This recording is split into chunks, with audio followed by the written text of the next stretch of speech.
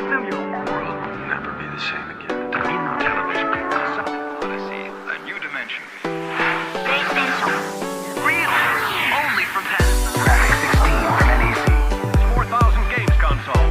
Astro K, a professor exceeded. And below. 326. Now get up to CDI starting at $299. Child video entertainment system.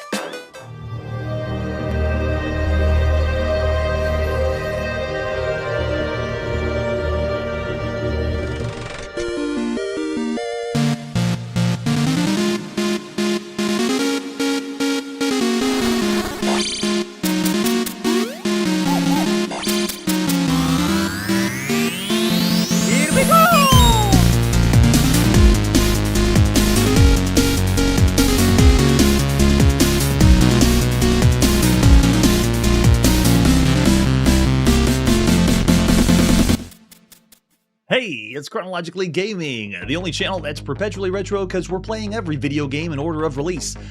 Okay, let's be honest, this is asinine. No one can play every video game, and I've already planned ahead 1983. There's so many games in 1983 that I'll probably spend 5 years just playing everything in 1983. So you gotta ask yourself, why am I still doing this? Why am I still going? It's because I'm just having too much fun. Welcome everyone to July 1982, where we just read Electronic Games Issue 5. Let's see what is next. It's time to go on the Atari home computer and play Shuttle Intercept. This is one we already saw on the Apple II when Casey Club Kirby was a guest. Let's take a look at the box for Shuttle Intercept. Accelerating excitement in a daring space rescue mission by John Van Ryzen. Way to go, John. Yeah, that just pretty much says a space shooter. In the other artwork we have for Shuttle Intercept, we have the ad you would have seen at the time. It's All the Rest by Hayden Book Company. That's right, where are you going to get the best video games, kids? From the Book Company. And there's some other games that we have seen. Bellhop, which is pretty cool. And Laser Bounce, yeah, so we've seen a few of these. Not all of them. If you look in the back, I think they're going in order. We've seen Kamikaze, Crystal Caverns, but the ones at the top are the ones we haven't seen, like Go, Reversal, and Wargle. I don't think we've seen those yet, but we will. And we also have the 5 1/4 floppy disk you're going to pop in. You need 32K to play in your Atari home computer by the Hayden Book Company, or now they're calling it Hayden Software Company. We also have on the inside flap the way to play the game. Your mission is clear: to retrieve friendly satellites bearing vital data. Between your skyhook and those satellites lie a dozen dangers. Deceptive enemy satellites that can destroy your shuttle, lightning-fast flying saucers that disable your collecting hook, seek and destroy missiles, threatening meteors hurtling through space, and when you've barely begun to bring in your satellites, suddenly you're in hyperspace. Weapons and operative only able to dodge. You'll come out of this space encounter exhausted but ready for R&R, but you'll be back. Fire up your Atari, press the button on your joystick, and you're off on the most exciting mission of your career. Yes, we got our Atari joystick ready. You need the Atari 800 or, ooh, it says 1200.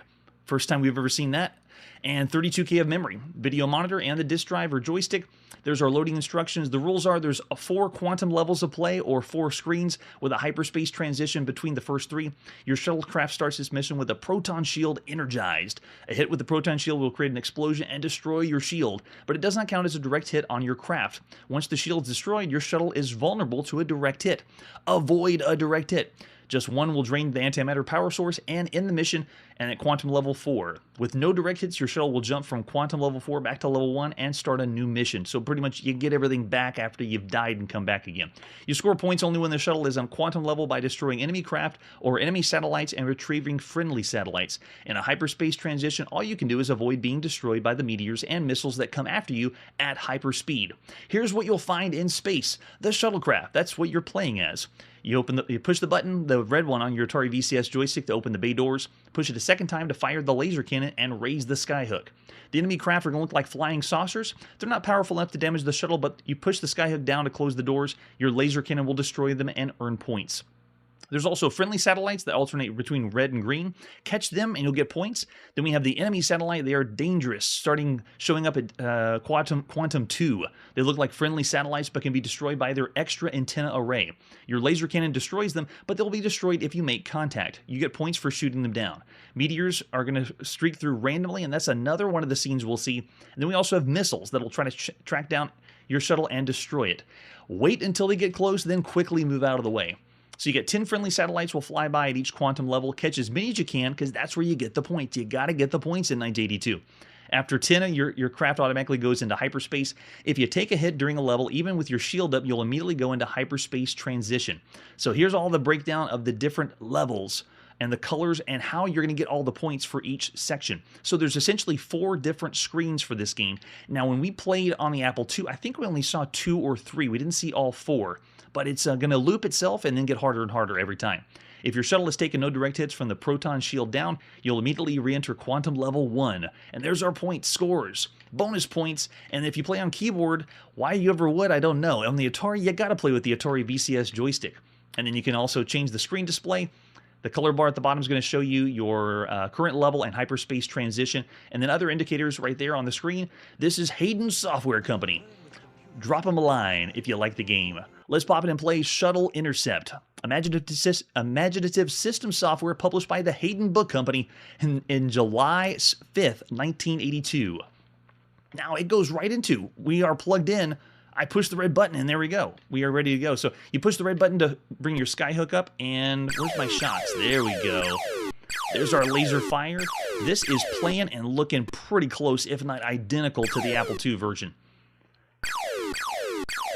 The only thing different that this game has compared to other side-scrolling shooters is the ability to pick up. You can see, oh gosh, they went in the meteor mode already. Look how fast the meteors go by. You use the skyhook and you pick up different things to get the points. And then, of course, you get some points for shooting ships, but it's changing the formula by having you collect things with your skyhook. Making it harder now. We got a missile following us, and looks like one of our shields is down.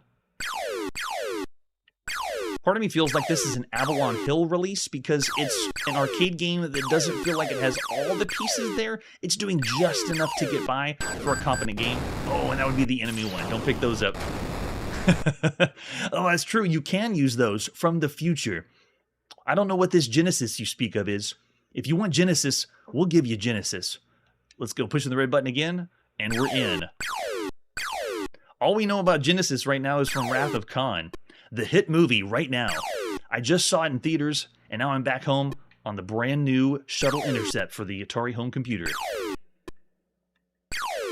Interesting game mechanic, though. Whenever your skyhook is down, you have to wait until it's up in the air before you can fire. Gosh, that is so abrupt. Look at this. When the missile, you have to move fast for the avoiding. Look how fast the missiles go. Good gosh. And then the next section is the homing missiles there. So every scene, we've already seen them all. That's all the scenes that this has to offer, and then it just progressively gets faster and faster. It's a slightly mediocre rescue mission, but you're just picking up pods. I still say for Shuttle Intercept, all the games we've seen so far on a home computer, it is average. 3 stars, considering everything else. Same as the Apple II. It's still a fun time if you have the computer to play. All right, let's see what our next game is. It's time to play some Lock and Chase. Coming home for the very first time from the arcades, we last saw this in June of 1981, and here it is for the very first time by Mattel on your Atari. Yes, that's right, it's the second release for Mattel to take over the Atari rather than do just the Intellivision. Let's take a look at Lock and Chase, starting with a box. Follows the same M network motif for your Atari video game system. Oh, but look at that little chibi Lock and Chase characters. Very nice. Flip it over on the back. Has an example of the screenshot. It's got 2 players, 2 skill levels. Each player has 5 thieves. One thief robs the bank vault at a time, run into a cop, and he's caught. Plays on your Atari joystick controller, and then slam those doors. It's Pac-Man that you can close and open doors, just like in the arcade, but now at home for the first time. Let's see the other artwork we have for Lock and Chase on the Atari VCS. We went from the home computer to the VCS. How about that? Here's the ad you would have seen for M Network, unscrabbling the M Network video games. To get some fun and prizes, looks like 1,000 $2.50 coupons toward M Network cartridges. So you can get the money off. Pretty soon, these are going to be in bargain bins, and they will cost $2.50 total. I know I'm predicting the future. There's the cartridge we're going to pop in our Atari VCS with some examples of the screenshot. And we also have the manual. We are familiar with Lock and Chase. Let's see how M Network markets it. So this is 1 or 2 players, but you can't play simultaneously. It's 1 at a time. The object of the game is keep up with your thief 1 jump ahead of the police and pick up as many gold bars as you can. The police are trailing close behind. You'll need fancy footwork to dodge them. Don't get cornered, slam a door, and block their way. Keep on running. That's right. So there you go. The game, it's very similar to what we saw with the other M Network titles. And it shows you a screenshot, who you are, the police and thief. You're going around collecting gold bars, which look very similar to the dots in Pac-Man on the VCS. I wonder if they had the idea from it or just happened to be the same. Your thief picks up the gold bars, and then whenever you get all of the ones on the screen, then the door opens at the top. You go through the door, and you can escape. Push the red button, you have a whole new set of gold bars to pick up. Points are mounting. That's right, got to get those points. And you get also extra points for picking up treasures. They appear randomly in the center of the screen, and you have to be fast. Score flashes whenever you pick them up, and then there's our controls. Hey, they actually show someone using it. Nice. Pretty easy controls as far as the Atari VCS goes. For difficulty switches, it does makes the game slower and faster. And it looks like the closer the police track the thief on the faster game. Anyone remember those difficulty switches at the top? Not every system had it, especially if you had the Sears telegame system. Oh, that's right. Yeah, we could have gotten a lot of games for that amount of money. But that's, again, in the future. We're not going to see that yet. All right, so how do we set up the game? Like every Atari VCS game, it starts off, you pick the option you want, and then you reset the system. Move your thief around. That's it. Up, down, left, and right. It is a maze game with similar to a four-way joystick control. You can slam a door behind the thief and divert the cop's pursuit. To do this, push the red button. Doors only slam horizontally at the black lines in the corridors. There's an example of it. Very well done manual. And then there's the winning tips. Gotta love those. Don't stay around open doors for long. The police can come through here too. There's the scores, and they don't have the cool little key giving you the grid of game modes, but this one's pretty easy. 2 skill levels, 2 player. Easy. You don't really need a grid to tell you that. Oh yeah, I had the wood grain one, so I had the difficulty switches. All right, we have the version that was in Europe in PAL regions by Mattel. We also have telegames that also released in Europe. We're going to play the first one in North America. Here's Lock and Chase by Bruce Peterson, brought over by Data East and Mattel Electronics. It's July 8th, 1982. So it begins with nothing. It's just, the game just sits there. If you do want to do 1 or 2 players, it does have this nice little icon showing you down at the bottom. This is me pushing the select switch, but it makes no difference because it's alternate play. So we're going in. Let's play some Lock and Chase. Yeah, those gold bars just make me think of Pac-Man. But I'm not getting as much flicker as Pac-Man. I'm already having more fun than Pac-Man. I know, I'm giving Pac-Man a hard time. But this is a much better game to play on your Atari VCS. I'm not even closing any doors yet. You can see one of the treasures showed up, and they got me. I wasn't even using the let's lock down the doors, the whole point of the game. All right, let's keep picking some up, and you got to be a little smarter because as you move past the areas that have the doors, you need to think of where the other policemen are going to go to lock them in. And that time, I did a double take, so it locked me in and ruined it for us. But this was a very fresh, great idea for a Pac-Man variant in the arcade. Still a lot of fun to play here at home. You can see how much they simplified it considering the other titles, or considering the arcade game. Looks like only a few more gold bars left. There we go. And I think we can close it up right here unless, yeah, that policeman got us. But no problem. I'll avoid the last treasure now. The other thing is, it doesn't just end the level. Once you finish getting all the gold bars, you got to get to the top. No, they got me. Okay, they didn't close in. They move in one linear pattern, so as soon as you see them going one direction, you're good to go. There you go. That's right, we are a fugitive. We are running from the cops.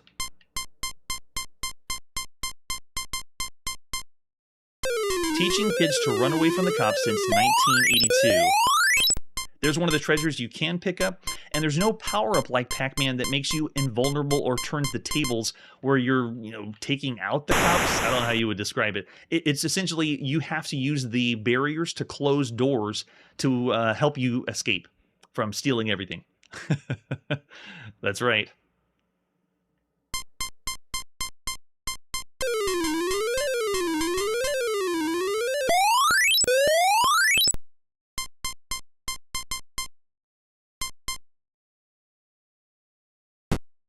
You can get a little bit smarter in the way you close the doors, but you can only close two at once, I believe. Yeah, there we go. But you see how you can trap some in?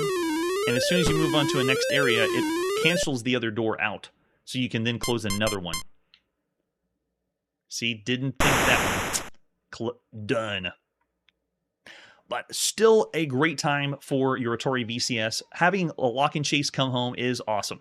I'm going to say of all the games you could play on the home console, this is still fairly average, around 3 stars, considering everything else on all consoles everywhere, all over the world. It is a great game, still pretty average game considering the others, and here's one of the reasons why. Our very next title is... Hello, I'm George Plimpton.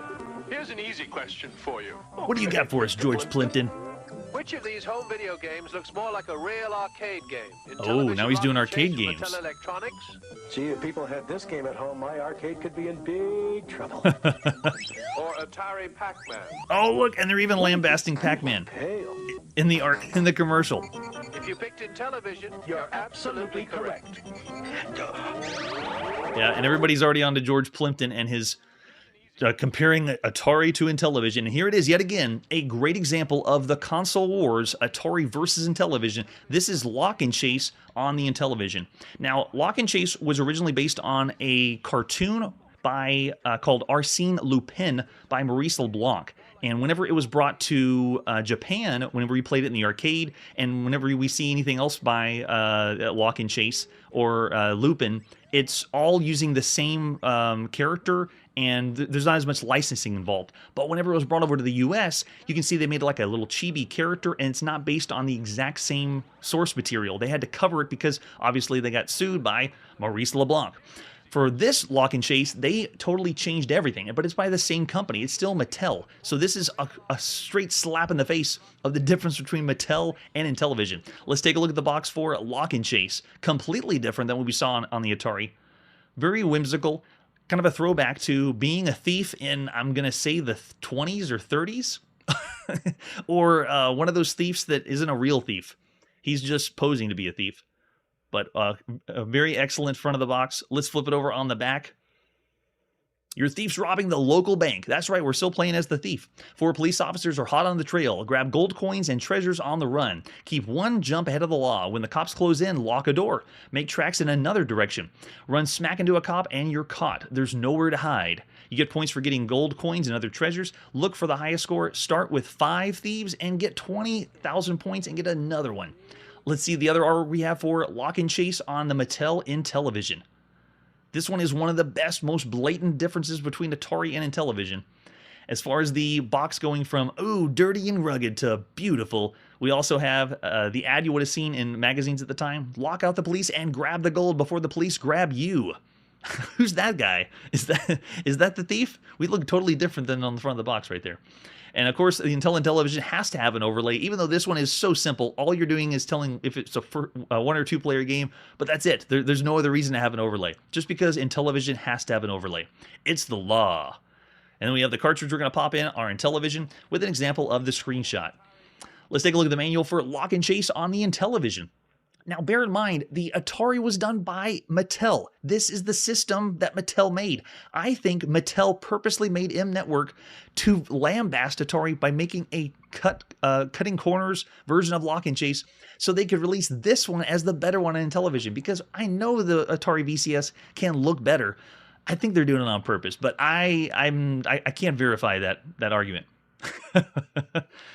Oh, that's right. They did the comic for it. Yes. Yes, totally different, though, than the one that was the original. The old school one was, believe, in the 60s when it first came out.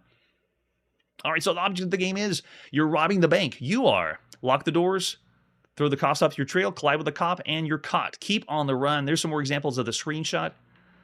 I love the artwork the manual has for us. Slide that overlay into your hand controller. This is one of those Intellivision games that if you didn't have the manual, you didn't have the controller, you could pop in on your Intellivision and play the game. You wouldn't need to really have it, because look what the overlay is doing. It just has the number 1 and 2, and you already know where the number 1 and 2 is. So you can, when it asks how many players, it's easy. It works great. And then it shows you the buttons how to lock the door and move your disc to take care of your thief. To begin the game, press the reset button and then choose the blue, green, or red for the fastest speed, or, oh yeah, you can do that with the disc to do the fastest one.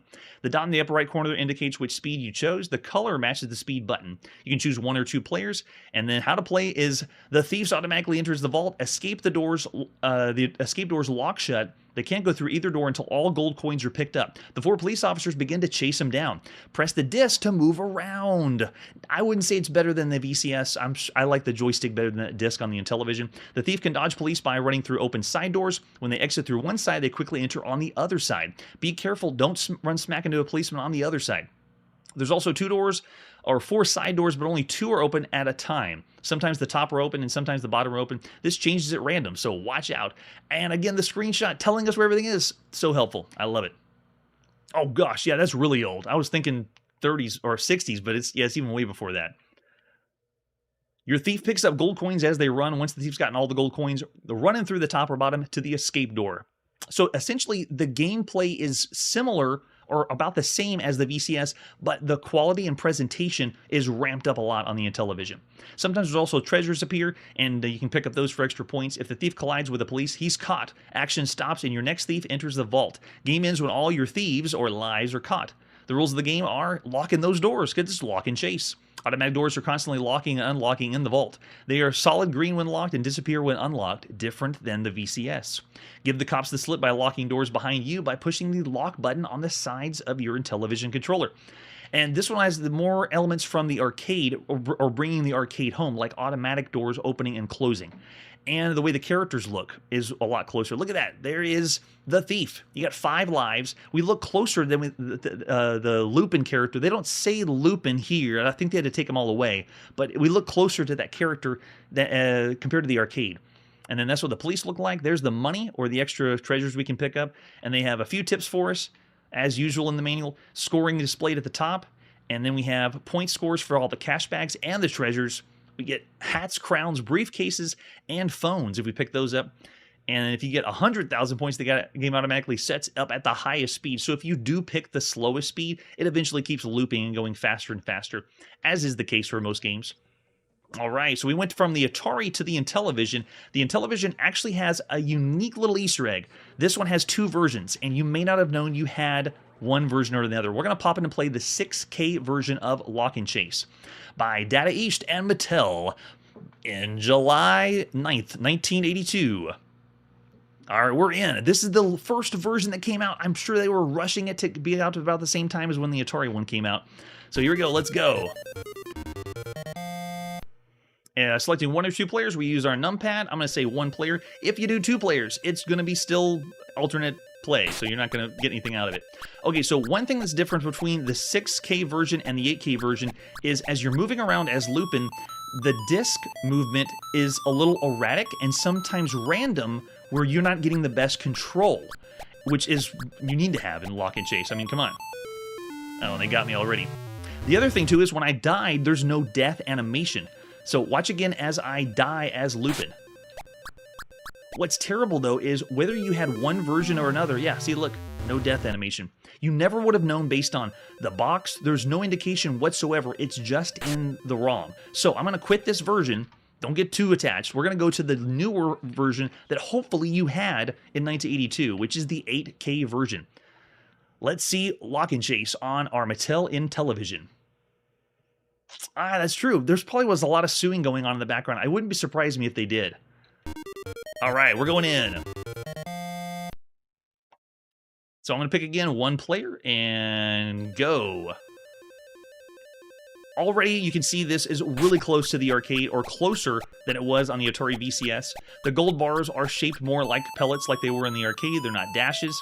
Plus the characters, we actually have a multicolored, it's not really a sprite, but a multicolored character that you're playing as, with the cops chasing after you. Also, the maze is a little bit easier to handle.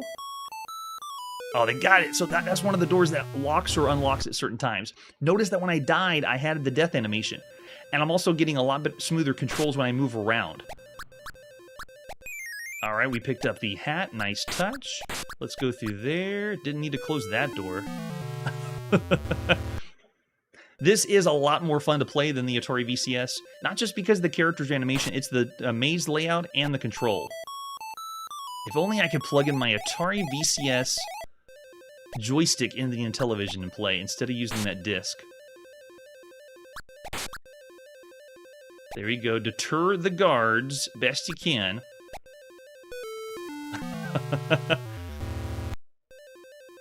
It feels really good knowing you have the control to close and open doors or manipulate the maze live. And when this first came out in the arcades, it reminded me of playing Pac-Man, but allowing you to change the maze on the fly whenever you wanted to.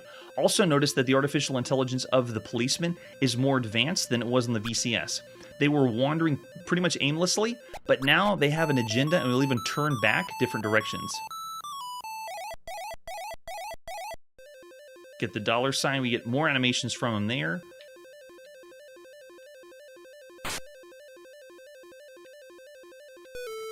And they got me again. It's showing our lives down in the bottom right corner. It's like right there by my shoulder on the side.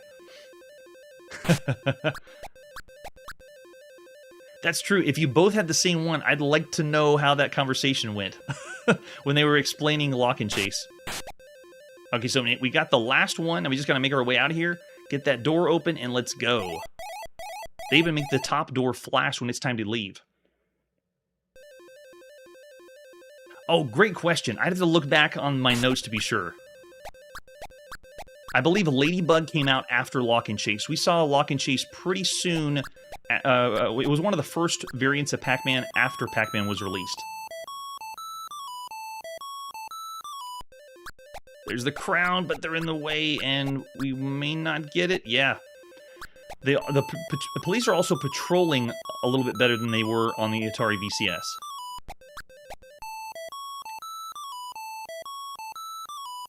And when you get that smooth escape where you've locked the door and prevented the police from coming by, it just feels so satisfying. See, this one appears getting smart, and they have slightly different patterns too, similar to the ghosts in Pac-Man. So this feels like a better package, considering the other games you could play at the time.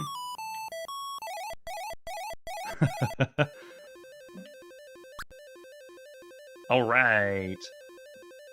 There it is, a quick taste of Lock and Chase on the Mattel Intellivision. I gotta tell you, this one is so good. I first was gonna give it 3.5 stars, but after playing them back to back, every one of the arcade games going from to consoles usually isn't this good. This is almost up there with the quality of a home computer release, but of how well it plays. Of course, it depends on which version you got out of the two of them. I'm going to say of all the games you could play on a home console, though, this one's a 4-star game. Lock and Chase is an excellent title for a home console right now. Yes, and there is different options and selections you can do within the Atari, I guess, to make it better or tweak it. But you got to admit, this is one of the biggest differences between Atari and Intellivision. The console wars continue on. Yeah, it is difficult. It takes a while to get used to. All right, let's see what our next game is. We're now going to the Apple II, and this is Gold Rush. Let's take a look at Gold Rush, starting with the box. This is another one by Sentient Software. Created with the graphics magician. Dude, are we Bear Grylls? Look at that. We are getting mauled by a bear. I just want some of that gold. Flip it over in the back. This is by Michael Berlin and Harry Wilker. Gold! You've read about it in the newspapers, heard about it from people who'd gone west and made their fortunes, and there was plenty left just waiting for you, waiting for anyone with the courage and strength to take the challenge. Sentient Software has also done OO Topos, if that's how you pronounce it, Cyborg, and the one we just saw, Congo. There's the ad you would have seen in magazines at the time. It's not an imitation. It's like no other game you've ever played. It's an original. And it's interesting that later there's going to be a release by Sierra called Gold Rush on the Apple II. I've been seeing this where I look up a game that's has a very similar title, and it turns out there's another game that was earlier in the 80s before it was done on the Apple II, just because there's so many games for the Apple II. And there's an example of the screenshot. It does look like it, right? It's time to hear some Gold Rush. Let's take a look at the manual or the inside sleeve for Gold Rush. We have a few cast of characters: the Miner, the Claim Jumper, the Cavalry, Indians, Bears, and TNT. Gold! You've read about it from the newspapers, heard about it from people who'd gone west and made their fortunes, and there's plenty left just waiting for you, waiting for anyone with the courage and strength to take the challenge. You sold everything, raised the money for the train ticket. Does it feel like we're about to play Oregon Trail and travel out west to get gold? It is not that at all. This is a complete arcade game.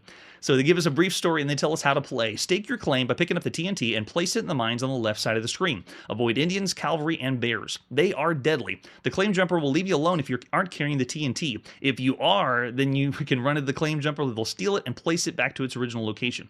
Watch for bonus objects which appear in the Indian village. If you pick up one of them, you can stake your claim and receive bonus points. How you move is with joystick or keyboard, so plug in that Apple II joystick. If you press keyboard, it'll show you how to manipulate. You can modify the keys, which is always helpful on a home computer. And then there's the points. Let's examine them for the next 20 minutes so we can get the best score. That's right. Avoid the Indians. I don't know why. We also have a bonus round. After you get 8 claims staked, you're entitled to a bonus round and given 60 seconds to work 4 mines while avoiding claim jumpers. If you succeed, you'll be awarded an extra man. Turn the speaker on and off. Oh, there it is. Sound again on the Apple II. If you want to turn it on and off, freeze the action with escape. That's your pause key, and restart. So pretty simple as far as video games go. Let's pop it and play Gold Rush. It is July 10th, 1982. Oh, that's right. We got to load it up this way. Here we go. by Michael Berlin and Harry Wilker of Sentient Software. And there we go. So we can pick joystick or keyboard. I got it plugged in. Let's do it. Pushing J for joystick. Let's go get that gold. You do have to do a little bit of imagination for this game. Oh my gosh, I'm looking like I'm looping again. Take a look at the right side of the screen. I'm a face with a hat on top. That's really bizarre. I didn't plan that. But we already got taken out by one of the Indians. Avoid the Indians. All right, let's go down here to the bottom. So it's enemies are placed around the screen, almost like we're playing a maze game, but there's no maze. It's just movements wherever you want to go. I can only move, though, in the 4 cardinal directions. No 8-way movement, and you just have to monitor and see where the enemies are, follow their patterns, and then grab a TNT, make yourself to the left side of the screen. Once you've made your TNT and staked your claim, then you're good. Let's grab that shovel. Oh, I missed it. So this is not an adventure game like you thought. This is not an educational game like you thought. I thought lots of things. I was not expecting an arcade-style game like this, but a very original one. Oh, it's already game over. Okay, we'll go again. Pushing the joystick to play again.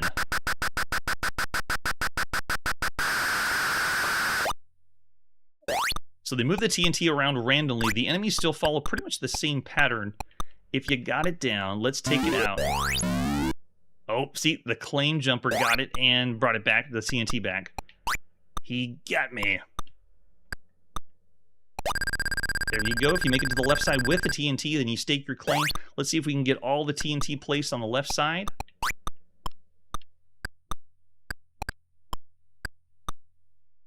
There you go. So just memorizing the patterns is key, but it's still a pretty fun game for the time. Of all the games you could play on a home computer, at least. There we go. One more to go. Now I'm going to take the TNT and go down. Let's see if the claim jumper... Nope, he avoided me. Got it. And if we got the shovel, does that mean we get credit? No, we just go to the next screen. Okay, after you do 8 successful rounds, then it brings you to a bonus round. Still a really good time for a 1982. Not pushing the boundary, but just you can tell it programmed very well. That's a good point. It does feel like we're playing Frogger going from right to left. We have to pick up something on the way, like our froggy girlfriend or whoever it was in the in the arcade game, and then you make it to the other side. We just don't have as much limitations. We have freedom of movement, at least in the 4 cardinal directions. Nope, avoid the Indians. We went in their territory. They didn't like that. So we have one more TNT at the top. Let's see if we can make this go in here. Avoid the claim jumper with the googly eyes.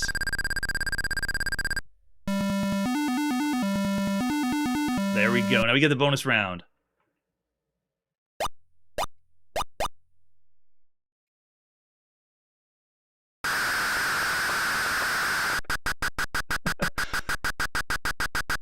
Pick them all up and go.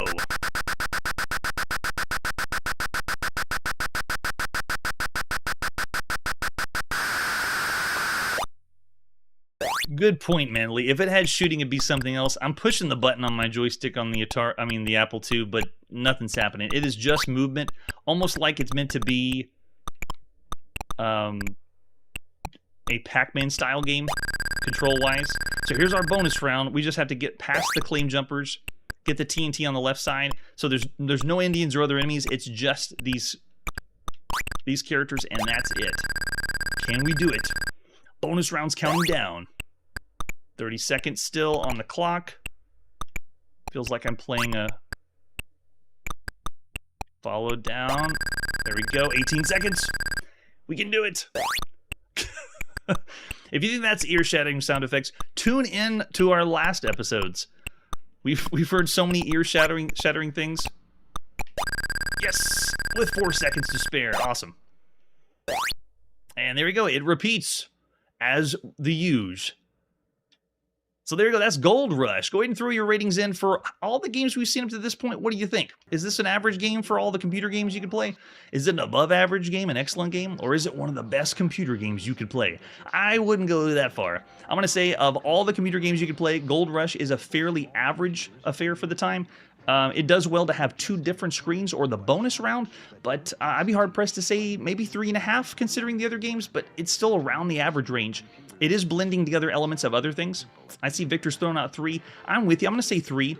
It's starting to heat up this year in 1982. Everything's going to get bigger and better. Hardware's going to improve, and after everything we played so far, this feels like a solid 3. Yeah, that's true. Lacks variety. I'm with you. All right, now let's go to our next game. Oh man, I'm so excited. This is Pole Position, the very first release in Japan. Let's go to the arcades in Japan and play some Pole Position. The first thing I want to show you, everyone, is the different types of advertisements they had for Pole Position. This is the remake or the re-release of what they took in Japan and brought it over. This is awesome. They literally took the screen and showed you how cool it is. This is how good the game is and the graphics, and just plopped it right there on the advertisement flyer. It's so good that they have no qualms to make any art. The game is speaking for itself. Truly impressive. And then down there in the left corner is what I'd love to have in my house, the sit-down Pole Position cabinet, the one you can actually drive.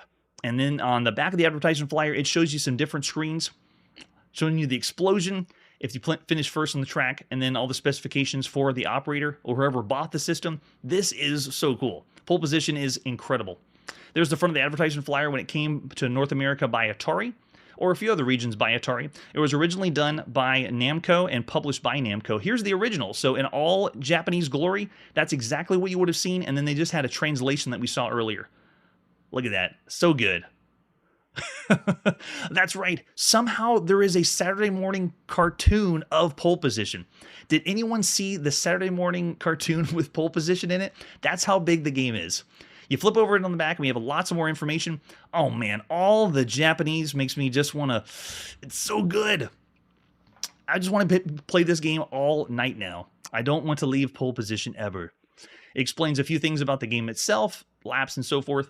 There's the 2 different arcade cabinets. We have the upright version, which is still a great time. You have the wheel, you have the gear shifter, just high and low gear with pedals down below. But the real one is that one, the sit-down cabinet. Look at the artwork. It just screams quality. It is a staple for the arcade, something that every arcade should have. Man, I want to go right now and play some Pole Position. And there's our arcade PCB. Something fun about this one, it's famous for the power input connectors and the finger contacts burning up on this PCB. So this game is so hot that it was literally burning the PCBs up. Is that because they were pushing the hardware too far? I'm not sure. And then for control panels, there is the upright with the wheel and gear shifter going high and low. And yeah, there it is again, a little bit cleaned up. Still grimy, but I love it. We have the brake, the gas, and your gear shifter and the wheel, and that's all you need. There's our arcade marquee for Pole Position. Just classic. Man, it looks so good. Marketing did a fantastic job on this one. The artwork is both slightly cartoonish. We were talking about the Saturday morning cartoon, but it's also just screams quality because this game, look at this, the screenshots, if you saw this in the arcade when it first came out, it's one of the best things you could have seen in a video game. And we also have the manual or operator's manual that when they ported it over by Atari in North America, this is what we would have seen. And Atari's manuals for operators are so good. They always have lots of information for it. We should have had more cigarette burns, right? All right, what do they tell us about the game? We'll breeze by the table of contents. We don't need to know about how to assemble it. We don't need to know about not how to shock ourselves. It does show us how to use the manual and different features. If it talks about upright cabinet, sit-down cabinet, or the Ireland-built cabinet. There's something specific about the Ireland-built one. Why do they have to determine the Ireland-built one is different? There's all the different parts for your cabinet. We are not assembling any arcade cabinets here on Chronologically Gaming. Here's the new features. Atari always brings them up. We have the electromagnetic cage in the US cabinets, American-made corn door, the steering wheel control. They're saying that's one of the newest, coolest things. Now, this isn't brand new. This concept of a steering wheel has been around since the 70s, but as far as Atari doing this, they're trying to make it as realistic as possible. They have also the foot pedal control, metal attraction panel for sit-down cabinet, and then the quadraphonic sound in the sit-down cabinet. 4 4-ohm 6-ounce high-fidelity speakers under the control panel, 2 behind the seat, surround the player with exciting, realistic sounds of Grand Prix racing, which means, sadly, I can't give you that full experience. It won't be as good. Yes, that's right. This was on the Startcade. I have a few clips we'll be checking out of those later. Oh, it's amazing. Yes, welcome. Thank you, thank you. Inspecting the game, we don't need to do that one. We need to know how to play the game. You need to level that cabinet, yes. Locating the switches, got it. Setting the option switches, dip switches in the back, you bet. I wonder if they have any is there anything actually explaining how to play the game? There we go. Pole Position is a one-player game using color raster scan video display. It takes place at the Fuji Speedway in Japan. The country around the speedway consists of green meadows, hills, and snow-capped Mount Fuji. Fuji? Did I say Fiji or Fuji? Fuji. The player drives a Formula One race car on the Fuji Speedway. Player controls consist of a steering wheel, 2-position gear shifter, an accelerator, and brake pedals on the sit-down cabinet, and the accelerator only on the upright. Got to do the sit-down. The object of the game is finish the qualifying lap as quickly as possible. If the player beats the clock, they qualify for the Grand Prix at Fuji Speedway. If not, they drive out the remainder of the time along the qualifying course. As a qualifier, the driver is ranked according to their qualifying lap time, from position 1, the pole position, to position 8. The player then races against the clock and other cars to finish the 4 laps of the race as fast as possible and achieve the highest score possible. The player earns points for passing cars, driving on the track, finishing the race with time remaining. So even though this is doing a time-based lap game, they still have points because it's 1982. Pole Position has 4 modes of operation, and this is usual for different arcade cabinets. Attract mode, giving people to attract them to the arcade cabinet. The play mode, the high score mode, and I think, did I say all 4? Oh, and they even have hints. Atari is awesome. Atari is always about the hints. Avoid puddles, got it. Accelerate and stay ahead, got it. Stick on the inside to make corners. Successful completion of a turn depends on braking skill, and then when sliding, steer into the skid. Got it. So that's all the information they have to tell us about the game. We're going to Japan, and we're playing some Pole Position by Namco, originally by Namco in Japan, and then Atari in North America. It is July 12th, 1982. Gentlemen, start your engines. If only the sound was surround. Prepare to qualify. I will. Let's go.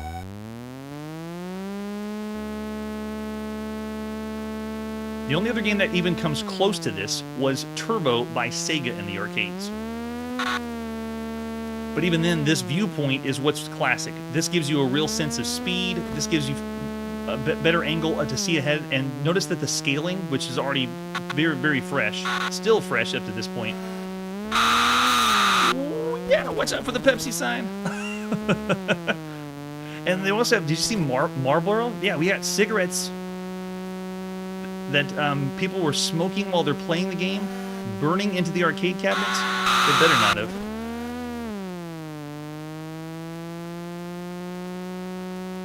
Yeah, some of the best sprite scaling we've seen thus far.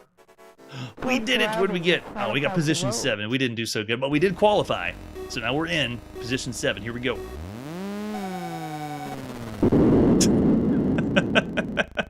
I took off on the wrong gear. Let's try it again. Going now. Nice and easy. You have to imagine this is in the arcade, so you are turning a wheel left and right to play.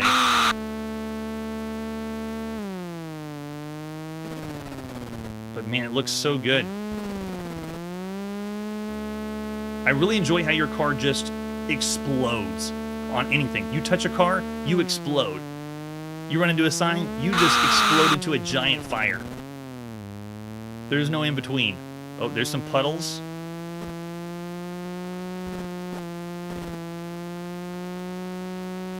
The only difference between this and Japan and when it was ported over to North America is on the prepare to qualify screen, they have, oh, we missed it at the time. Whenever you, I'm just going to go through triple A's on my score. There's an Atari symbol that you can see on the front, and that's the only difference. Pretty much this game is identical to what they had in Japan. I mean, you're thinking, wait, it was all in English, but that's true. Everything was the same. The only thing they changed was the Atari logo right in the beginning. Oh, and we will be seeing Turbo on the Coleco, I think, pretty soon. At least around by the time summer ends.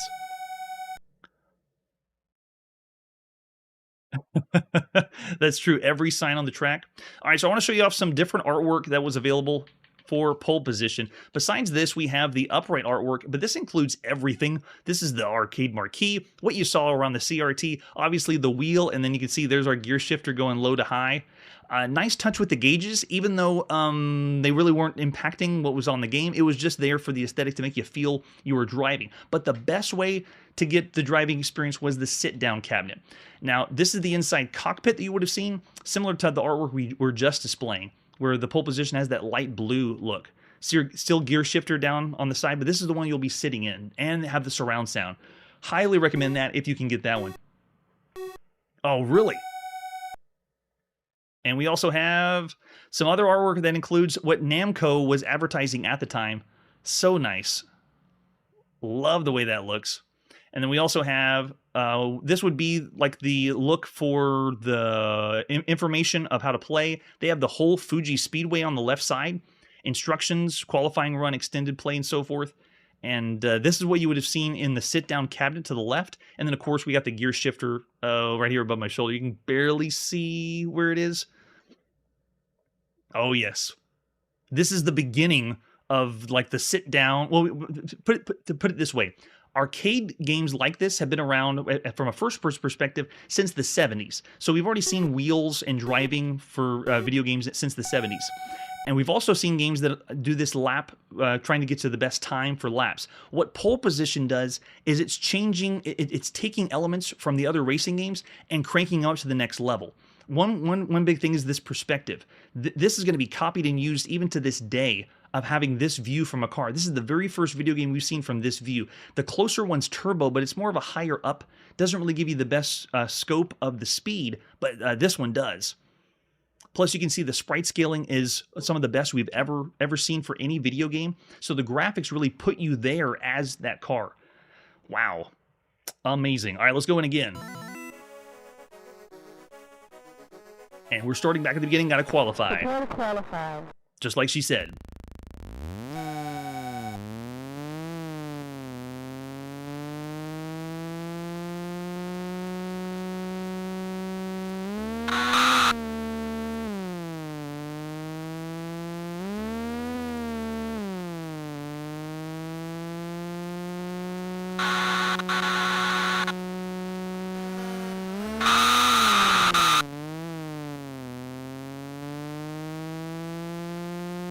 It is so much fun, so fast.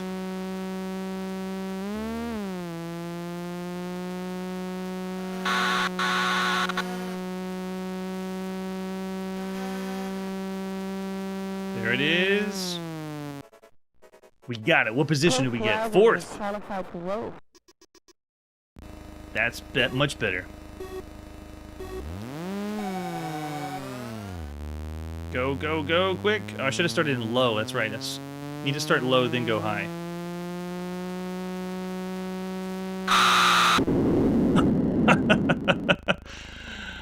The first time I ever played pole position, that's what I did. I liked to run into the cars to see the explosion.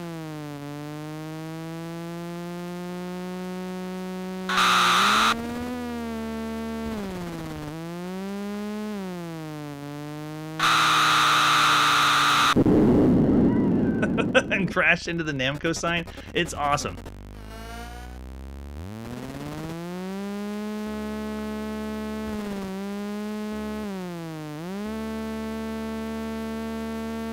I really love how there is cigarette ads that we're driving by.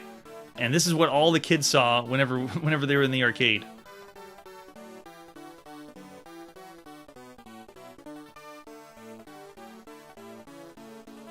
All right, so there you go. A quick taste of what I'm going to say as the best video game you could play thus far. We usually rate them by arcade games, but of all the video games, this one is cream of the crop, top of the top. I'm going 5 stars for pole position. It hits all the marks. It is one of the seminal releases that shows you what racing games can do, and it marks the beginning of this arcade battle between Sega and Namco, and some other companies too, but I know we got the console wars. This is the beginning of the arcade wars right here. Yep, I knew you'd be with me on that one, Victor. All right, so after pole position, let's continue on playing every video game. We're going to hang out in Japan a little bit longer, and we'll be right after this commercial break. Here's what they're playing on their home console in Japan.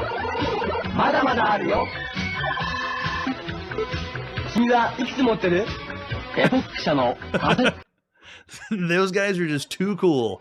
This is the Epoch Cassette Vision, the very first interchangeable, well, one of the very first interchangeable cartridge consoles in Japan. And this one never came to North America. Most of these games are extremely hard to come by, and you can't play them. If you look back on the other games we've seen so far, we didn't even play these games. I just showcased and showed you a little gameplay.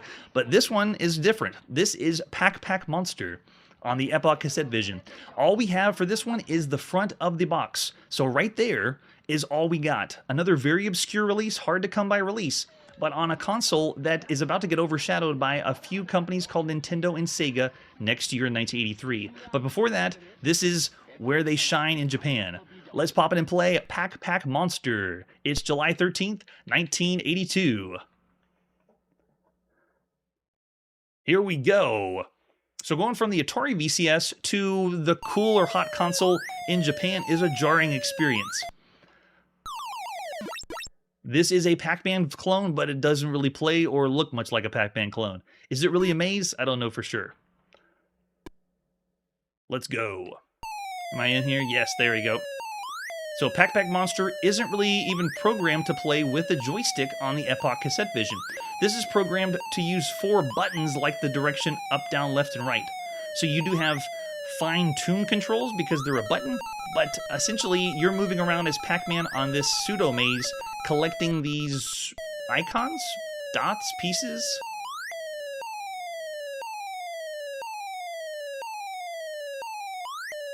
And they change colors after you collect them a few times until eventually they go away.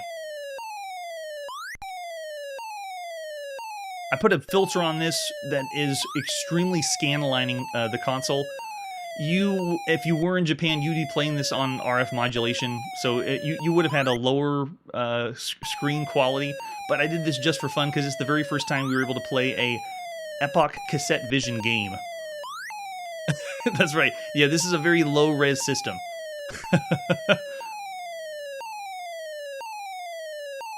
Pixel height and depth is very reminiscent or similar to the Atari VCS. But the problem is, this one uses transistor to transistor logic. So it's a completely different, you don't even have a true microprocessor in the system. What Epoch did was backwards. This game has the logic and all the information on the cartridge, and the cassette is the opposite side of the ROM. You know how usually when you plug a ROM in, the connector is the part on the system, and then the cartridge slots into it? It's backwards here. On the Epoch Cassette Vision, you're plugging up, it feels like you're plugging up into the cartridge. It's very bizarre. If you do get a chance, check out Jeremy Parrish. He's currently doing a series on the Epoch Cassette Vision, and he will be getting to this one. And I'm going to be including a link for the video game Kraken down below. I wouldn't have had the information or the ability to find or get this game without that website. It's so jarring, though, going from what we were playing in North America to this, considering this is what was the hot, cool thing in Japan. Or the newest in Japan. There we go, so we picked them all up. Sounds like we're playing a cartoon. I would love to know, everyone from the chat, is this Pac-Man game better or worse than the Atari VCS Pac-Man? Did we finally find a Pac-Man that's worse than the Atari, or is this better? I'm on the fence, because while I'm able to play, I'm using 4 buttons on the Epoch Cassette Vision. It's not even a real joystick I'm playing on, but the control to move around works well enough. But it doesn't feel like I'm playing Pac-Man. This feels like it's way too simple, and there's not any nuance. I can't warp around the screen. There is a power up to turn the tables and have you attack the enemies, but it doesn't give you, I guess, as much fun. Also, notice how Pac-Man or Pac Monster is turning to the right. It reminds me of us playing the Pac-Man Coleco. He doesn't turn up or down. See how he's mostly facing one direction, like the silhouette of a Pac Monster. Oh, the blinking does it. Okay. So you do get the power up. You can go around, but yeah, there is no ghosting. The ghosts aren't ghosting. No one in Japan is trying to sell the kids, well, they're supposed to flicker. They're ghosts. It's a better Pac-Man experience, or whatever they said to those kids at the time.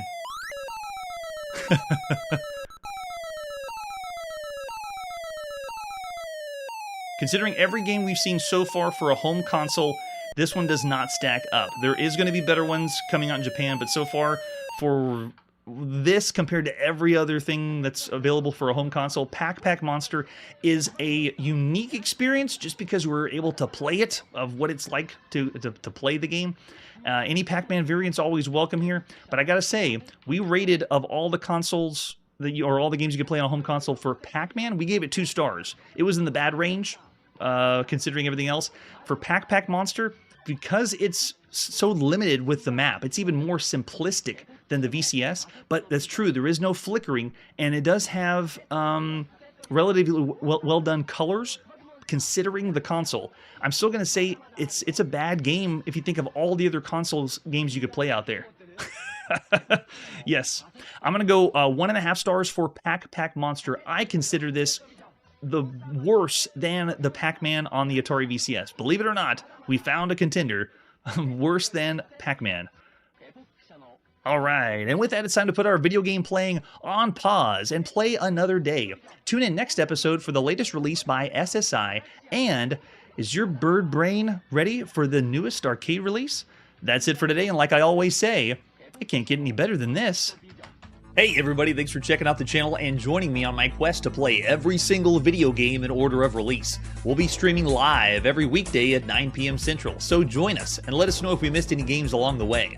This video would not be possible without Launchbox, RetroArch, and MAME. Tell all your friends there's some crazy guy named Chronologically Gaming trying to play every single video game. We have links down below that'll send you to places like our Discord and Patreon, and one that says all the video games we've ever played. If you go there, it's a list of everything, and you can click right to the game you want to see. Chronologically Gaming is the name to look for. We are Perpetually Retro, and we will catch you next time.